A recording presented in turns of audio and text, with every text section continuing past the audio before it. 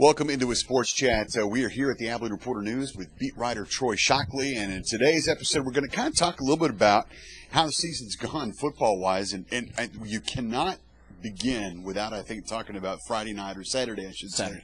Shotwell Stadium, doubleheader of six-man state championship games. Something they wouldn't have had, by the way, if they hadn't updated Shotwell. But then something the city got. You said earlier that they didn't keep a gate, but there was an estimate online. Estimate of between 10 and 12,000 by the time the night game came through. So folks, because they sold a package deal where you could buy, I think it was $8. You got the first game, and you could stick around for the nightcap. So I think that kind of helped out. That's amazing. But capacity 15,000 at Shotwell, so that the place was packed. And that's amazing too. But think about the size of Jayton and the size of Rule and the size of Vernon Northside. The two schools combined are about 150 kids. Amazing that many people showed up to see some incredible football this weekend. Two good games. Absolutely. 20-point games, yeah, roughly, and Rule Richland Springs. I mean, that was just a matchup. You knew it was going to be a good game. Rule at 45, the number 2, and 3 teams in the state. Richland Springs has one of the best six-man players maybe ever. Yeah. So it was a great afternoon of football. That was amazing. And I think we can't be remiss to say, here it is on the 18th of December, and we've got one more game to go. One more game. I'll be in Justin on Saturday at 2 o'clock. Cisco taking on Mart. Yeah. A couple of 14-1 teams, I believe. And Jacob West is a phenomenal player. Led Gainesville to the state championship game last year. Believe they lost that one, but he's got a second shot here his senior year. So we'll see what he can do at Cisco. I think if you pulled all those people back there in the sports section and back in August, and we sat around at a table and we decided, okay, let's look at the good teams after the Goldthwaites, the Roscoes, the Abilene Highs. Let's list all the teams that could go to the state championship game in 11-man, and we get one in, and I don't think it was Cisco. I don't think it was Cisco either, but they've obviously proven us way wrong. I'm excited. It's going to be a great. I haven't got to cover football for a while, so it's going to be a great game. Yeah. And this is incredible stuff. Today, the Associated Press announced their Class 1A players of the year in Class 1A. The All-State team. The All-State team. Yeah. Let's talk about it because in 1A we had some great teams, obviously a couple of top teners all year, and we've got a whole bunch of kids. We've got a lot. We have 10 first-team kids on the from the Big Country, roughly 100 miles around Abilene. Another 5 on the second team and 9 on honorable mention. It's pretty incredible. There's 25 first-team kids, and 10 of them are from the Big Country. 6 of the 13 offensive players are from the Big Country. And you said a couple of the players went both ways. Right. I got to use my cheat sheet here. David Brown. He transferred to Roscoe from Seminole this year. He's a senior. He's a first-teamer, offensive and defensive line. And if that's not crazy enough, Casey Hudson out in Ranger did the same thing.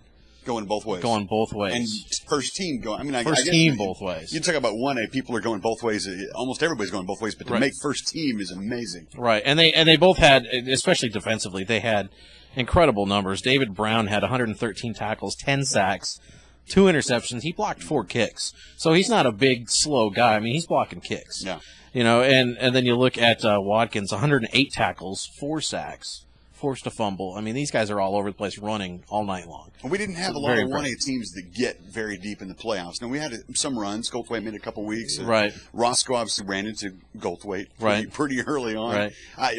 But it's just amazing amount of teams and amazing amount of players that made the 1A list. Yeah, and there were some great players. I mean, especially offensively. 2 of the 3 running backs are from here. Ty Mosley and Goldthwait. Almost 1,400 yards, 25 touchdowns. And that's just regular season numbers. Right. That's through the 10 games. And Josh Stewart in Ranger, a little over 2,000 yards, 21 touchdowns. And through 3 games, he was playing with a fairly severe back strain where they couldn't hand it off to him 30, 35 times. He may have had 2,500 yards if he'd have been healthy all year. And he still averages 200 yards a game. Right. It's amazing. Right. Well, that's 1A. 2A is going to be coming out tomorrow, isn't that correct? 2A comes out tomorrow all the way through Championship Saturdays is the 5A team. It'll actually be released Friday, but we'll get it in the paper Saturday morning. Let's talk about some predictions, Troy.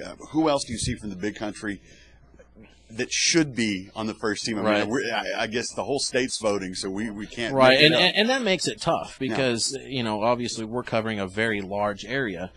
And so the way it works is kind of electoral college system, if I can spit that out. Reporter News, we get 2 votes, essentially. Dallas Morning News, they're maybe California, and we're Montana. Right. So if they're voting for a player, he gets a whole lot more weight. So our kids have to have a pretty significant statistical presentation there.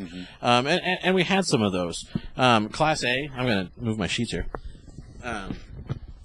Class A, Keegan Carey, Abilene High offensive lineman. I think he's got a great shot of making first team. Of making first team, at least making the cut somewhere. I'm just going to throw these on the floor, George. Why not? We've got 3A. We've got a pretty good list too. Clint Moyers out in Clyde. He's an offensive tackle. Right. Snyder's got a couple players, Tyler Driggers and Alberto Flores, nose guard and defensive end, respectively. They've got a great shot. Gary Edwards, I'm assuming. Gary Edwards, he may make one of those utility spots, because no great numbers any one spot, but he had numbers all over the place. Well, he wasn't really a true quarterback in a lot of ways. He was also a running back for that team and a punter and a kicker and everything else. Right, absolutely.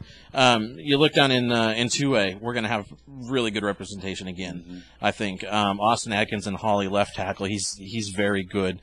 A lot of our guys are going to be kind of the guys that maybe you don't see all the time. Those linemen. Yeah. We had some very good, defensive end linebackers all the way through.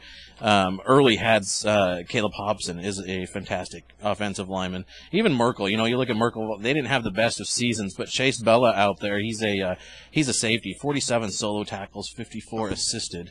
That's amazing. And so even the teams that you look at, maybe they didn't have the greatest team numbers. There's fantastic players all the way through. So we're going to find out about 2A tomorrow. 2A tomorrow. 3A the next day, 4A, right. 5A, right on down the line. Right. All right. Troy Shockley, thank you very much for joining us. Congratulations on getting to go to Cisco this weekend. Thank you. Or Justin to see Cisco play in the state championship. It's going to be amazing. Third big country shot. So hopefully we can get one. 3 shots at a state title. Maybe this one will pan out. All right. Thank you guys for joining us. We appreciate it. Of course, you'll be able to see the 2A, 3A, 4A, 5A, all-state teams in the Abilene Reporter-News and right here online. We'll see you next week right here at arnsportstalk.com.